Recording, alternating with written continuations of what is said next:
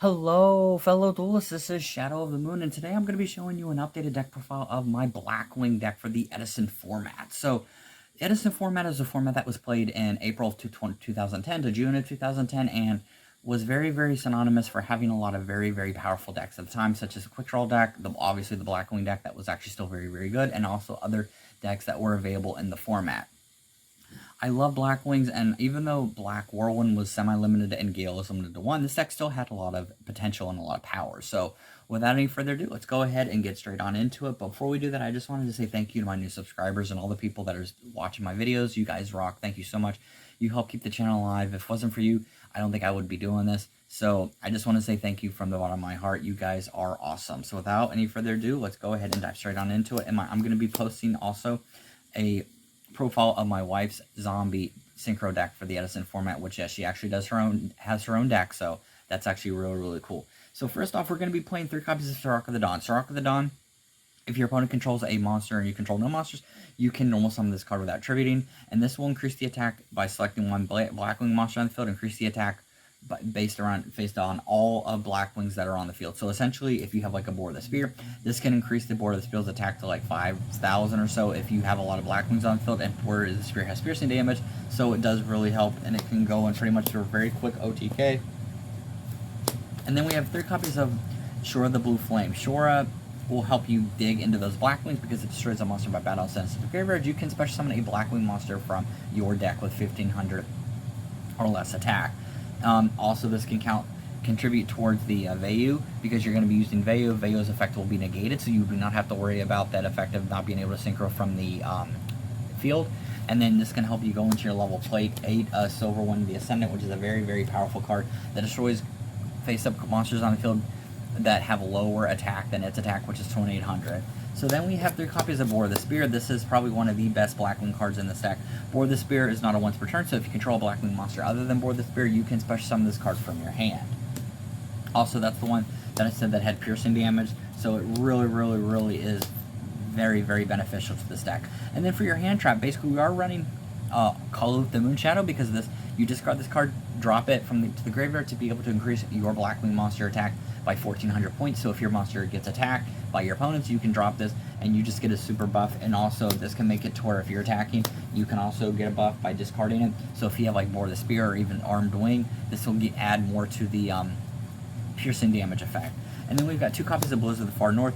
If you normal summon this card, you can special summon a level 4 or lower Blackwing monster from your graveyard. And then 1 copy of Gale. Gale sadly is limited, but Gale is just like Bora. It is not once per turn, so if you control a Blackwing monster other than Gale, you can special summon this card from your hand. And Gale cuts the monster attack and defense in half. And then we're going to be running 1 Vayu. You cannot synchro from the field, but if you have it, you bring it out using Shore or whatever, you can actually synchro that way. And Vayu the Emblem of Honor, if it's in the graveyard, you can banish this and another card, and then synchro summon directly from the deck around based off of the level. So if you have this in a level and Armor Master, this will be going to Silver One the Ascendant. And then lastly, we're going to be playing 1 Dark Armed Dragon, because this is still a very, very powerful card. You just need 3 dark monsters in your graveyard to be able to special summon this. This can pop cards on the field by banishing dark monsters, so it's very, very beneficial for this deck and still very powerful. So that's it for the monsters, because these decks are usually very, very trap heavy, because there's a lot of field presence, and the object is to be able to get 1 over on your opponent. So it's like a more faster version of GOAT because of how many traps are going to actually be in the format. Then we've got 2 copies of Black Whirlwind. Sadly, this was semi-limited, but if you normal summon a Blackwing monster, you can add from your deck to your hand a Blackwing monster that has less attack than the one. Very, important to this deck, because you are going to need to be able to get those Blackwings from your deck and add them to your hand so you can special summon them. And then 1 Upstart and 1 Lure of Darkness. This is essentially your draw power, because this will give you 1 card. This will let you draw 2 and then banish Dark. And then for your destruction spells, you've got Heavy Storm, Giant Tornado, and MST. Very simple. These are all going to help destroy your opponent's back row, because you need to be able to gain that field presence, because this is a very heavy trap format. And then we're going to be playing 1 Mind Control and then 1 Brain Control. This is supposed to be Brain Control. I do plan on getting one of these.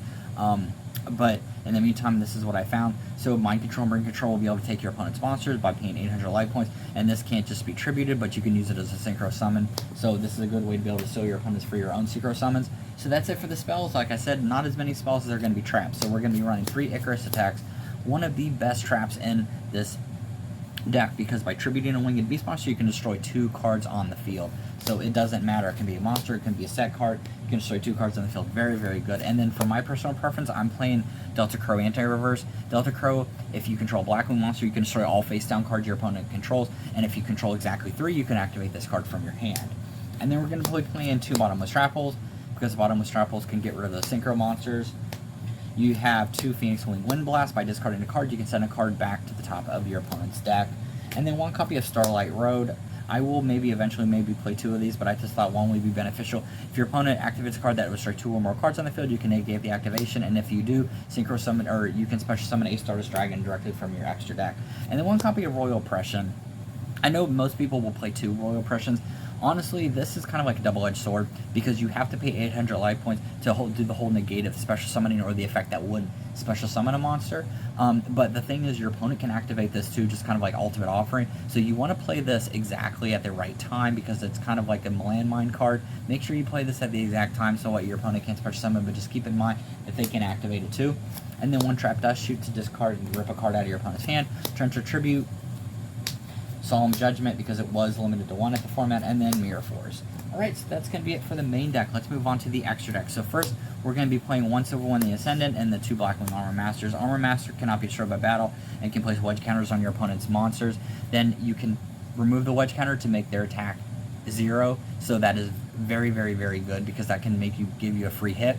And then Silver One the Ascendant, if your opponent controls a monster that has lower defense than this card's attack, you can destroy the monster, and it can also protect your Blackwing monsters. Believe it or not, this is very, very easy to get out. I would not recommend putting more than 1 though. And then 2 copies of Blackwing Armed Wing. This is going to be essentially kind of like your Synchro Bora. If it attacks a defense position monster, it increases its attack to 2800. And then we have Thought Roller Archfiend. We have Colossal Fighter, which can keep coming back. We have your Stardust Dragon, obviously. We've got your Black Rose Dragon.